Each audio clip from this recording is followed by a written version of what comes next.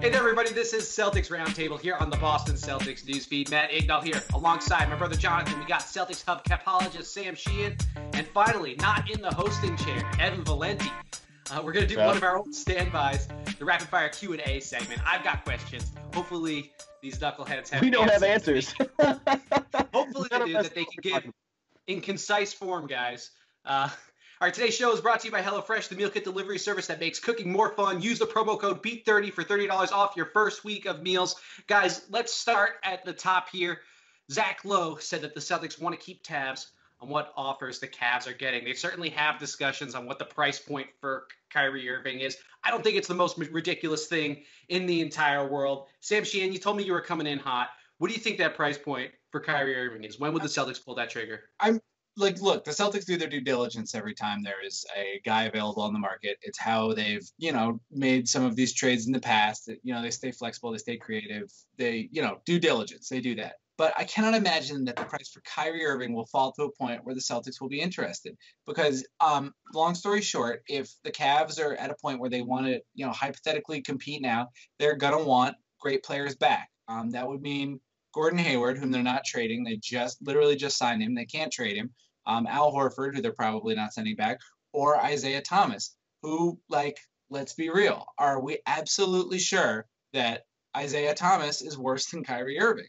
Isaiah Thomas will probably not be as good as Kyrie Irving going forward, but Kyrie Irving is only under contract for 2 years. That's what you're trading for. You're trading for Kyrie Irving's contract. You're not really trading for who Kyrie Irving is going to be. You're trading for his contract and his bird rights. You won't have the designated veterans extension because he'll have changed teams. So, you're trading for 2 years of Kyrie Irving, and I'm not sure that, Isaiah Thomas. I mean, I know he hurt his hip, but he was a better player than Kyrie Irving last year. It's as simple as that, especially in the regular season. I don't know. I don't think that there's a realistic point where the price could get low enough that you're sending back Isaiah Thomas as a centerpiece for a Kyrie Irving trade. It would need to be something that didn't involve Isaiah Thomas, in my opinion, and that's too low to be realistic. Well, I mean, we've heard that, at least this is a rumor so far, but that that the Suns are unwilling to give up Josh Jackson in a package with Eric Bledsoe. They want to really hold on to Jackson. So, I mean, it looks like that price for Kyrie Irving is probably going to be closer to something that what the Bulls got for Jimmy Butler. It's at least going to be perhaps in that same ballpark if rumors are to be believed. What do you guys think, Evan and Jonathan? I mean, you're not just looking at it as who's the better player. You're looking at it as who would be the better player for the Celtics in the system that Brad runs. And, Kyrie's definitely going to be better in 5-6 years, and he might be better now, but a point guard who can't really facilitate and doesn't play defense, plays just as bad at defense as Isaiah, I think Isaiah is more valuable to the Celtics if he comes back healthy. I think there's a culture thing too that's involved here. What does that say about the Celtics if they're willing to trade away a guy in Isaiah who helped them get to where they are? I put a lot of stock into the fact that Isaiah's done a really good job of trying to recruit guys to the team. I think that matters. I think the fact that he's been sort of the face of you could make the argument that Brad is the face of the franchise no matter what happens here. But I think Isaiah is part of what, being part of the culture of Boston, a guy with a huge chip on his shoulder, talk about that all the time. Has turned that into a second team All-NBA appearance, his third year with the team. So I really, if something is going to be quote unquote traded for Kyrie Irving, it has to really benefit the Celtics. I don't really see how that's possible, because part of this reason why the Celtics are so good is because of their depth. You're talking about trading a Jay Crowder and a Marcus Morris, or depending on who you want to believe, a Jaylen Brown or Isaiah with all this stuff. Part of the reason why Boston is so attractive as a team is because they have a couple of different guys to throw at some of these more dominant wings in the NBA, to throw at a guy like LeBron, to throw at a guy like Kevin Durant, Draymond Green, Klay Thompson. A bunch of different players, different sizes, different strengths defensively. If you trade Isaiah Thomas and other pieces to get Kyrie Irving, you not only hurt your culture a little bit by trading, quote unquote, one of the guys that got you there, but you also trade away depth pieces, which are supposed to be the reason why you're such a strong unit in the first place. So none of you guys see it. Even if it were Isaiah Thomas, Jay Crowder, and Marcus Morris to match salaries, 3 no's? No. Yeah, you're taking too much wing depth.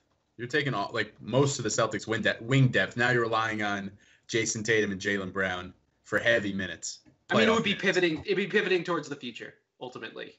Well, and if you pull out all that wing depth, you'd end up with a really flat roster. Nice. Yes, All right. Miami. All right, I got you, David Caruso. I got you. All right, so what do you guys think? Do you think that there's any chance then that the Cavs are not significantly worse next year than they were last year? Like all these like deals that I'm seeing, none of them seem to make the Cavs any better now. They might, brighten up their future a little bit if they get like a rookie like Josh Jackson in there, but that's not necessarily going to convince LeBron to stay past a year. I mean, they already did some damage control. They brought in Jeff Green, so that's a big signing. So bad. I mean, look, there's deals that can be made. It just kind of depends on where they want to pivot, right? Like, I don't know what it would take to get the Bucks to bite at anything for Kyrie, but if I'm the Bucks and Kyrie, Giannis kind of makes me feel like I might want to get involved. Now, if that's like Chris Middleton and Jabari, I don't know if that's going to be feasible. You look at the Phoenix Suns, because they have so many young assets, it makes a lot of sense, but LeBron doesn't want young assets. He wants players. That's why the New York thing makes a lot of sense. So, I mean, I don't envy the position that the Cavs are in because they're kind of stuck and they have to make something happen. I don't have to make something happen. They can make Kyrie angry and piss him off and play with him, but if they have to move Kyrie, I don't see a move that really makes them a lot better. And I don't see a move that helps LeBron. Like LeBron, I was listening to Colin Cowherd earlier today or Thursday, and about how LeBron wants to go west to the Lakers because they have a young core and doesn't have to play a ton of minutes. Now, I do believe he doesn't want to play a ton of minutes. Whether the Lakers' young core is attracted for that or not is another question. But, LeBron doesn't want to play 40 minutes a night. And if you trade Kyrie, how do you help him not play 40 minutes a night? And I don't know if that deal is even remotely possible. So, Sam, are the Cavs completely screwed here? I mean, well, I think the best thing that could happen to the Cavs would be a basic SEC investigation into Dan Gilbert. I don't think that will happen. So, look, I mean, I don't want to toot my own horn, but I've been kind of saying this in the playoffs when the Cavs were kind of stomping the Celtics, and everyone was saying as long as LeBron is in the East, there is no way that the Celtics should roll it back. They shouldn't have even tried. That Dan, what you're seeing, what I think this is sort of a predication of is I think Dan Gilbert took a look at where this tax bill was going, went, well, I'm not paying for this. I think Griffin kind of saw some of the writing on the wall there too. I believe that was kind of a sticking point for them, was that the Cavs were going to need to be in a position where they weren't good enough and they were going to need to start making payroll concessions. I think I was reading today that they're trying to move off of salary when they move Kyrie. So I think that getting Amon Shumpert or J.R. Smith out of there is another important thing that they want to do, because I think they do believe that LeBron is pretty much gone at this point. Maybe LeBron stays, but I just think there's no way that they can realistically beat the Warriors barring someone doing something really stupid and giving up a lot for Kyrie. And I just don't think the Cavs have the leverage necessary to get that kind of a return. So they're screwed. Yes.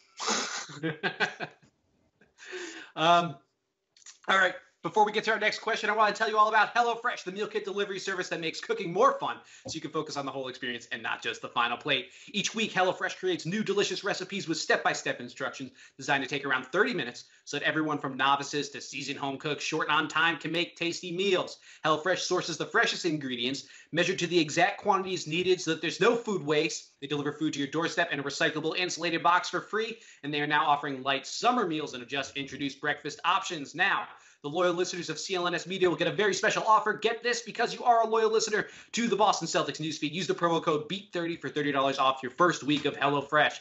Again, support Celtics Roundtable and try HelloFresh for free. Simply visit HelloFresh.com and enter the promo code BEAT30. Okay, back to this Q&A session here. I was wondering if you guys might have any insight into this. Eddie Lassert, Brian Dew, let go. The Celtics are overhauling their entire training staff. Does anyone have a red hot take on this? Does anyone have any special insight? You forgot the massage guy who was let go, and same guy who probably rubbed down Ray Allen to get those hot shooting nights out of him. And we all know how Jay Crowder gets when he doesn't get his massage. He can get a little irritable, so I'm not really sure what the Celtics are doing here.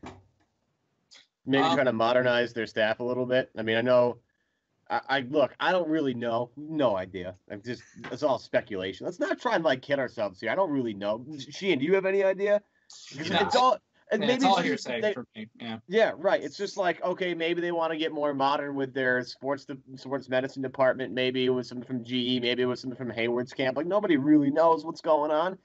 For nostalgic fit, in terms of nostalgia, it stinks that Brian Dude's gone. It stinks that Eddie Lacerte's gone. Yeah, but do they get better? Who knows? They hired a Northeastern guy to be like their new head guy. That's kind of cool, right? A local guy, and Northeastern has a great physical therapy program. Maybe I just no clue.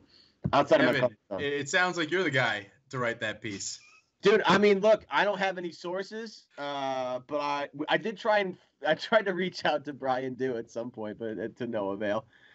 You mentioned that it might have been Hayward's camp. If so, dick move. Real dick move by the Hayward camp to come in and turn over the whole training staff. It'd be Brad. Brad could be like, look, we need new guys in here to I don't know. I have no clue. I'm going to respectfully disagree with Jonathan about it being a dick move. If you've never gamed competitively, you don't understand the proper training staff you need. Halo muscles are very different from basketball muscles. You really got to know what you're doing. Make sure you're getting them sticks right, getting your sticky grenades down, getting your battle rifles down. Very important. Gordon, I recognize you as a gamer, and I respect the move. Do what you got to do. You got to have the plasma pistol assault rifle ready to go. So you plasma pistol and then knock the shields down. You just switch right to the assault rifle for the quick kill. I mean, that does take precision and timing. I expected it from Sheehan. Evan, come on, man. You don't think dude, come on, man. I mean, I look at Sam Sheehan and I see like gamer 100%. Radio Ev. I didn't expect in 2017 we're talking about Halo kills, but homie, like as Tyson said on PMT, it was like, or PFT, he was talking about how like as he's gotten older, he's gotten more into gaming and become a bigger nerd. I'm already embracing that. So Mike Tyson said he's wait, Mike Tyson? Yeah, Mike Tyson. Oh wow, he's playing video games. That's crazy. All it takes is Punch-Out video games. Yeah, Punch-Out was a Mike Tyson game, and that's like one of the first video games. Mike Tyson is a gamer. Gordon Hayward is a gamer, and OJ was a gamer. So that's 2 for 3. You think OJ, when he gets out of his own Twitch channel, that'll be something. It'll be great. Yeah, we'll check it out. OJ. Will it be beat like GTA maybe? He's played before. You imagine? Can you imagine? He did the 5-star run in the Bronco. Yeah. I love these summer episodes. Woo! On topic. Keep that in there. That's good stuff. So back to the medical staff. We mentioned some very rich people have done their homework on this type of stuff. So we'll see. Anyway, next we heard Kadeem Allen signed a 2-way contract. Jabari Bird looks like they might be angling for that too, to fill out the 16th and 17th roster spots. But there's still going to be a fight for 15 within the Celtics roster. Anyone? With Shea. Okay, there we go. Took 50 seconds. Danny T, baby. Member. I respect that. Let's go. Who we betting on? Shane Larkin or Daniel Theis? German sniper all the way. Have we become too attached to Theis?